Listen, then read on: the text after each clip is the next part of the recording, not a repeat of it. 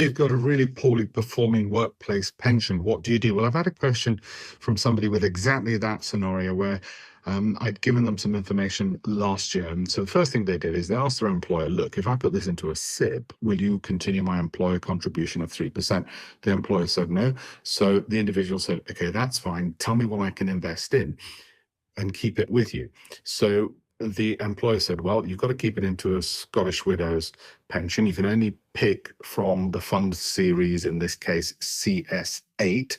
Turns out the one he was in previously, which he sent me details of, was generating 6.57% annualized over the past 5 years. So it was getting 6.5% over the last 5 years. Now compare that to the S&P 500 index tracker, which would have generated more than double that at about 15.8% annualized return.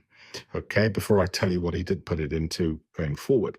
What's the difference? Well, £10,000 over the last 5 years in the existing pension pot they put him in with through Scottish Widows would have got him from 10,000 to 13,700. Not much of a gain. But the 15.83%, had he done that, just a simple S&P 500 tracker 5 years ago, the 10,000 would have more than doubled. Okay, so 3K or doubled, or 10K, and that's just after 5 years, and that's just on 10,000. On 100,000, 30,000, or 100,000. And remember, those things compound at an ever faster amount. So in the end, they told him you can only go through Scottish Widows. So he went through it.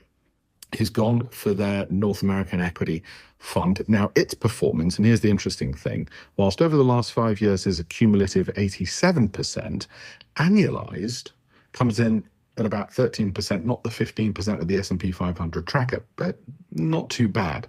Compare even 13% against 6.5, you've got double.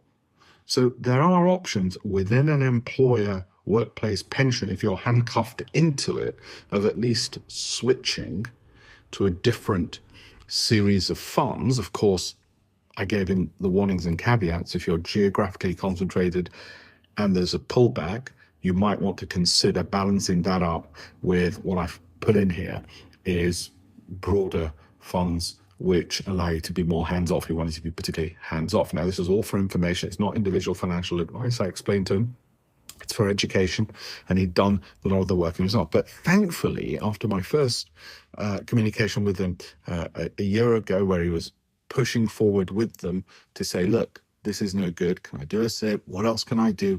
He was proactive with his